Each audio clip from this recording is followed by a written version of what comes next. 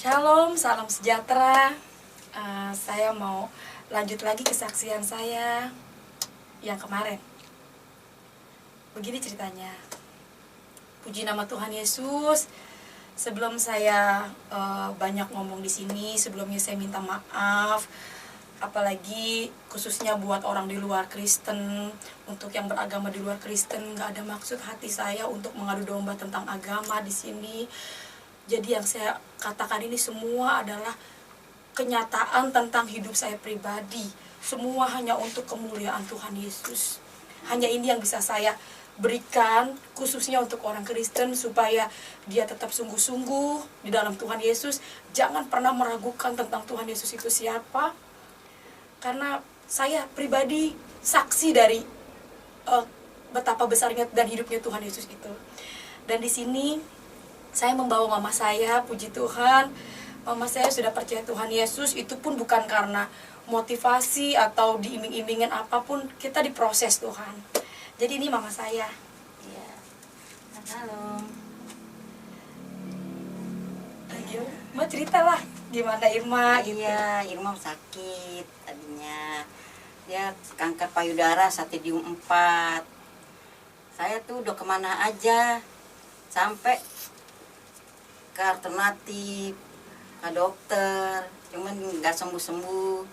Terus ada orang yang nginiin saya gitu ya, kasih minyak urapan. Dia ke gereja, terus sembuh. Ya saya mah namanya sama anak, mau diapain aja sih, namanya obat. Jangankan katanya baru minyak, apa aja pokoknya saya kasih dah, yang penting dia sembuh. Sakitnya udah lama, 1,5 tahun. Kanker payudara sininya hancur. Namanya sebagai orang tua kan saya bingung juga. Mau kemana lah, saya orang nggak punya.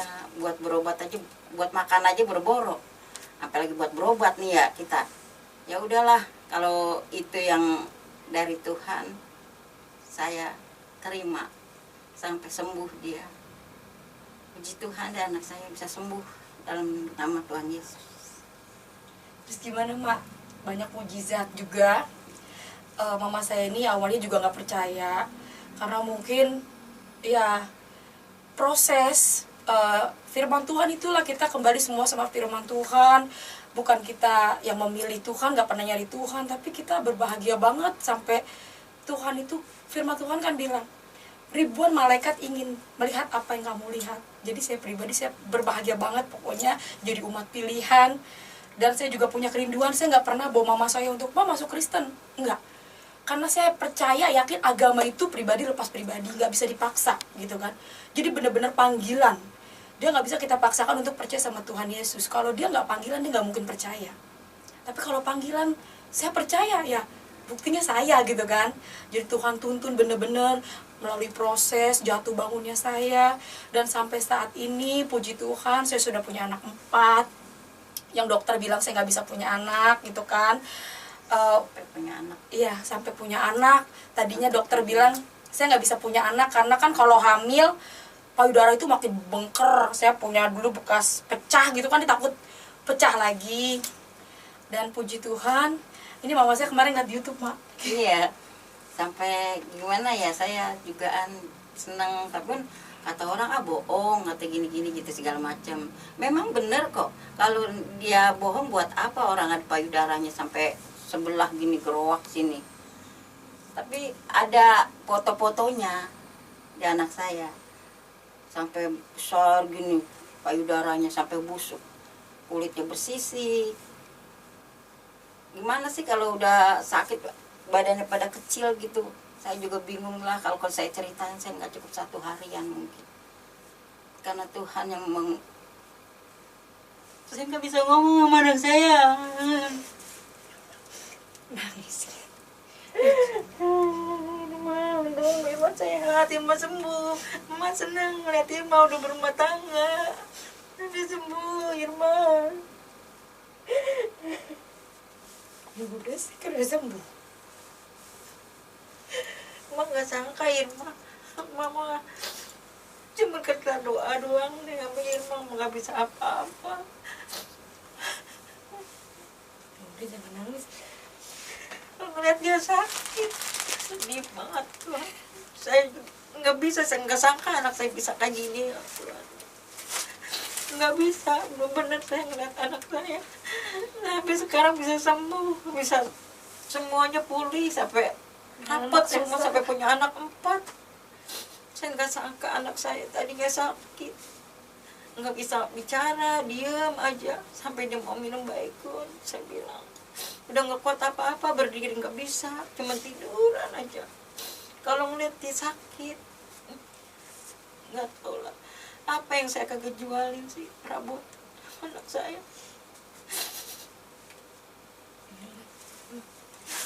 Saya nggak bisa ngomong, Irma, mama sayang Irma, sekarang Irma udah sembuh, mama girang, jangan didengerin orang-orang, Irma biarin mama. Anak bilang Kristen gak bisa didik anak pun karena mak tahu sendiri Irma. Ada Irma sekarang udah sehat.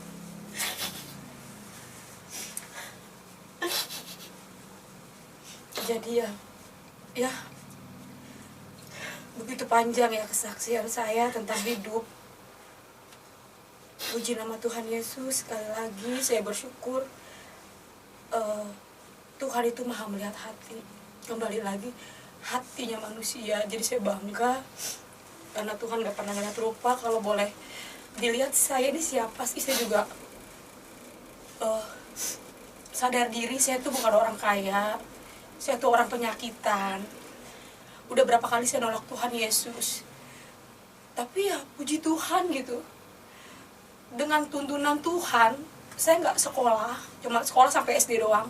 Tapi banyak orang ngomong saya sekolahnya tinggi, saya pinter ngomong. Dan saya percaya itu semua karena Tuhan Yesus. Dan yang lebih lagi, di sini saya mau berbagi buat khususnya orang Kristen ya. Saya banyak mengalami firman Tuhan. Saya pernah jatuh, saya menikah sama orang Islam. Dia namanya Andreas, tapi dia orang Islam. Suami saya sekarang namanya Andreas, dia orang Islam tadinya. Saya masuk Islam lagi nih. Tapi itu kalau saya cerita itu panjang lagi. Intinya saya baca 2 kalimat syahadat gitu kan. Saya tulis, bukan saya mempermainkan agama, saya nggak punya niat seperti itu, enggak. Itu proses. Saya baca 2 kalimat syahadat, nikah sama suami saya yang namanya Andreas. Saya juga bingung kok namanya Andreas, tapi dia orang Muslim gitu kan. Akhirnya saya nikah sama dia, perjanjian, saya nikah Islam, baca 2 kalimat syahadat gitu kan. Saya nikah Muslim. 2 bulan saya menikah sama dia, itu saya kambuh. Nah dalam 2 bulan itu saya tetap berdoa. Tuhan, saya percaya nama suami saya adalah Andreas. Kalau saya boleh hidup, sebenarnya saya udah mati Tuhan. Tapi saya percaya kalau saya boleh hidup sampai saat ini, itu ada rencana Tuhan. Dan bagi saya jiwa itu sangat berharga buat Tuhan Yesus. Akhirnya saya ke gereja. Saya punya iman. Tetap dalam nama Tuhan Yesus, Tuhan, suami saya ada di samping saya, Andreas ada di samping saya Tuhan. Setiap saya ibadah, saya selalu bilang, Tuhan, jamah Andreas Tuhan, jangan lama-lama Tuhan. Saya percaya karena Yesus itu, saya percaya banget udah banyak mujizatnya sama saya. Besokannya saya ke gereja lagi nih. Setiap bangku yang kosong, dalam nama Yesus Tuhan, Andreas ada di samping saya. Itu ada ibu-ibu, ini ada orangnya ya, katanya gitu. Oh ada Bu, saya nggak kasih orang itu duduk di bangku sebelah saya karena saya percaya Andreas ada di samping saya. Sampai dia pulang mungkin orangnya nggak ada gitu kan. Jadi saya cuma percaya iman saya Andreas ada di samping. Nah itulah firman Tuhan yang saya bilang, saya nggak, bukan hanya sekedar saya baca dan saya dengar, tapi saya mengalami sendiri gitu kan. Firman Tuhan itu benar-benar saya alami. 2 bulan saya nikah sama dia. Jadi pas malam, jam 1 malam, dia mau buang air kecil, suami saya itu payudara saya ketenak sama dia, terus robek, bunyi kenceng. Nah suami saya bilang gini, ih kenapa, sakit ya? Oh enggak. Nah pagi-pagi pas saya ke kamar mandi, jadi payudara saya itu robek. Dan saya langsung ingat firman Tuhan, di luar aku kamu tidak bisa berbuat apa-apa. Jadi bener-bener loh, saya alami sekali hidup di luar Tuhan itu nggak enak gitu kan. Dan langsung saya, Tuhan ampuni saya Tuhan, Saya udah disembuhin Tuhan Yesus. Udah cantik, ya emang gak cantik-cantik banget, puji Tuhan segini mama ya. Cantik kok Irma sekarang. Ya puji Tuhan ya, gak cantik-cantik banget tapi puji Tuhan. Anak emak tuh gak ada yang jelek, cantik-cantik. Siapa yang bilang jelek? Orang bikinan Tuhan Yesus. Akhirnya suami saya bilang begini, "Ya lu sakit apa?" katanya gitu kan. Dia ngeliat payudara saya tuh kan, badan saya menggigil gitu, panas dingin. "Enggak, gue mau pisah aja sama lu," kata saya gitu. "Gue nih kualat sama Tuhan Yesus, gue nih pengkhianat Yesus. Udah kita pisah aja karena kita gak nikah pemberkatan. Udah gue mau kembali sama Tuhan Yesus. Udah kita pisah aja, lu cari aja yang lain." Terus suami saya bilang gini, "Enggak, gue gak mau, gue mau tahu lu sakit apa." Tetap saya nggak mau ke rumah sakit dan saya nggak akan minum satu obat pun. Karena saya ngerasa gue kualat. Gue ini pengkhianatnya Yesus. Udah disembuhin, udah cakep, katanya pinter. Selama 2003 ke 2011, saya nggak pernah kambuh. Tapi nikah sama dia, ya itu dia, saya meninggalkan Tuhan. Karena firman Tuhan itu kan hidup. Di luar aku, kamu tidak bisa berbuat apa-apa. Akhirnya suami saya bilang gini, "Kalau memang Yesus lu bisa nyembuhin lu tanpa lu minum obat, gue percaya sama Yesus." Karena saya bilang sama dia, saya nggak mau ke dokter. Saya mau kembali, saya mau tangan Tuhan Yesus sendiri yang tolong nyembuhin saya nggak mau ke dokter. Akhirnya suami saya tantang kayak gitu, "Oke, gue mau lihat. Kalau memang Yesus lu bisa nyembuhin lu tanpa lu minum obat." Tapi dibawa ke rumah sakit. Iya, terus ke rumah sakit saya sama suami saya. Akhirnya saya sampai situlah, suami saya duduk di samping saya, ada dokternya perempuan, dia ngomong gini, "Bapak, ini ibu ini punya riwayat kanker payudara." Jadi saya ceritalah sama dokter ini, "Ibu, saya kualat sama Tuhan Yesus." Saya ceritakan pengalaman hidup saya disembuhin Tuhan Yesus, terus saya tinggalin Tuhan Yesus, saya pengkhianat Yesus, saya dikualat sama Tuhan Yesus gitu kan. Nah akhirnya pokoknya Bu, saya nggak mau minum obat. Saya dari sini saya nggak minum obat. Saya mau tangan Tuhan Yesus sendiri yang tolong saya. Nah terus akhirnya dokter ini bilang begini, "Irma, secara medis saya ini sekolah. Secara medis kamu ini harus dibawa dagingnya ke ruang laboratorium, dicek gitu kan. Ini secara medis juga bisa menyebar ke seluruh tubuh," katanya. Kan dia keluar nanah gitu kan. Darah, nanah. Akhirnya tetap saya punya prinsip, saya nggak mau bawa obat atau saya. Tapi kalau kamu, puji Tuhan saya orang Kristen katanya, kata dokternya. "Kalau kamu punya iman seperti itu, kenapa enggak?" katanya dokter ini. Iya, saya nggak mau minum obat dan saya nggak mau bawa obat. Singkat cerita, saya pulang. Sesampainya saya di rumah, saya ambil minyak sendiri, saya doa sendiri. Dan di situ suami saya lihat, saya ngambil minyak, saya olesin dalam nama Tuhan Yesus. Tuhan Yesus mati pun hari ini saya siap. Karena saya sudah meninggalkan Tuhan, mengkhianati Tuhan yang begitu Nggak baik. kuat lagi neng sakitnya ini. Mati pun hari ini saya siap Tuhan, saya sudah pengampunan dosa sama Tuhan. Tapi kalau Tuhan berikan saya kesempatan yang kedua kali, bahkan yang ketiga kali Tuhan, saya akan bersaksi ke bangsa-bangsa kalau tidak ada Tuhan seperti Tuhan Yesus. Saya mau tangan Tuhan sendiri yang tolong saya.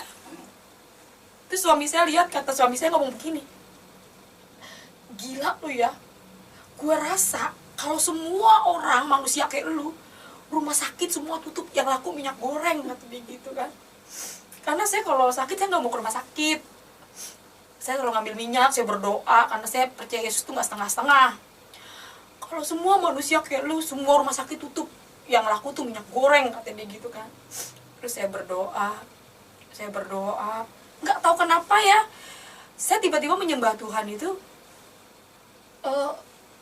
Saya menyembah dengan lagu pujian. Saya bilang, saya nyanyi, "Di dalam Yesus ada ketenangan, ada sukacita." Saya olesi badan saya yang sakit. Walaupun dalam keadaan sakit, tapi saya percaya Tuhan. Hanya di dalam Yesus saya nggak ketakutan. Kuat banget.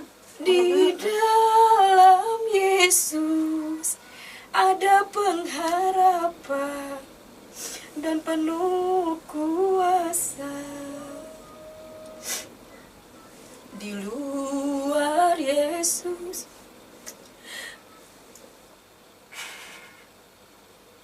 Udah jangan nangis, Pak. Udah sembuh. ya pokoknya di luar Tuhan Yesus itu nggak enak. Saya ngeri di luar Tuhan Yesus. Dan puji nama Tuhan, suami saya ngeliat saya sendiri boro-boro dioperasi, minum obat satu pun saya nggak minum. Saya cuma punya iman. Saya percaya Tuhan yang saya sembah, Tuhan yang memanggil saya dengan setia. Walaupun saya jatuh bangun, pernah jatuh dalam dosa juga. Udah. Ya, tapi Tuhan Yesus itu baik banget. Jadi jangan pernah ninggalin Tuhan Yesus. Tapi kan sekarang udah sembuh, Iya, berkat Tuhan. Anak-anak sampai Andre percaya. Suami saya jadi percaya kan. Saya nggak ngajak dia, nggak pernah ngajak mama juga. orang kan cuma bilang ini nggak bisa didik anak, masa anak bisa Kristen gini-gini.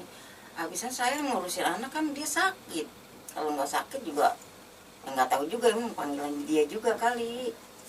Jadi Kristen sakitnya bukan sakit kata koreng doang, lah sakitnya payah banget. Kita lihat sendiri kalau orang cuma tahu ngomong doang, si anu gitu doang lah. Kalau kita kan lihat sendiri, kita yang ngurusin anak kita. Orang mau ngomong apa kita gak peduli dah, bagenin saya mah. Biarin orang mau ngomong apa kek. Orang Kristen kayak anak saya nggak bisa didik anak. Anak kita Kaya-kaya. sehat, nggak kaya-kaya lah. Emang semua juga orang pengen kaya. Presiden aja kadang-kadang dia turunnya, apalagi kayak kita. Bagenin dah. Bener-bener dah saya mah nggak mikir katanya pengen kaya tuh, pengen punya ini punya itu. Sehat, puji Tuhan. Sehat aja udah bersyukur. Dikasih duit 1 juta. Lah iya, kasih dia 1 juta.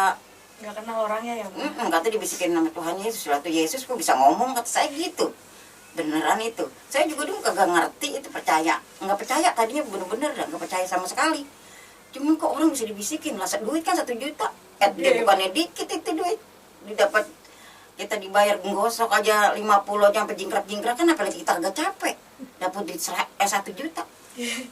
Jadi ceritanya gini, itu mujizat banget ya, Ma. Iya. Pokoknya hidup kita dipenuhi dengan mujizat. Lah, orang nih kita nggak mau tadinya nih ya, kita dia mau diajak kesaksian ke Serpong sono. Tangerang. Saya Tangerang, kagak mau saya. Kata saya enggak, saya pulang gosok dapat duit cuma 30.000. Anak saya sepatunya copot nih, ini ya nih lah, pada adik saya, adiknya si Irma yang bontot tuh. Lah kok duit 30 lu mau ngajak-ngajak ke Pinjam dulu ke mana? Ke Tangerang. Ngapain? Enggak ntar kagak dapat duit gue lu pakai, gue capek-capek yang gosok. Ini kita jujur nih ngomong nih, agak buang-buang. Agak kata saya capek-capek kita mau dipakai ke sono. Buat beli sepatu aja kita mikir ini. Kata dia, ntar gue ganti. Udah jalan dah, kita ngalahin dulu. Ya dah, hujan dah. di jalanan. Ya ampun itu hujan Bu. Gede banget. Pertama mah gerimis. Lah kita jalan, loh makin gede geledek apa segala macam. Lah udah Irma lu ngapa jadi jalan terus sih? Ayo mak. Ya ayo dah kita ngikutin dia, biarin dah. Orang udah mau bersaksi nih. Ikutin terus sama dia.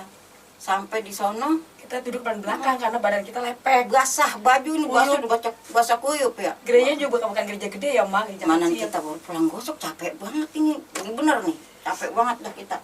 Kita duduk dah paling belakang, dipanggil paling depan. Malu kata saya gitu, malu. Kita lihat orang pada senang-senang semua ini di kanan kiri ya. Ya mau nggak mau dah kita duduk dah di depan. Kesaksian. Kesaksian. Seorang nangis.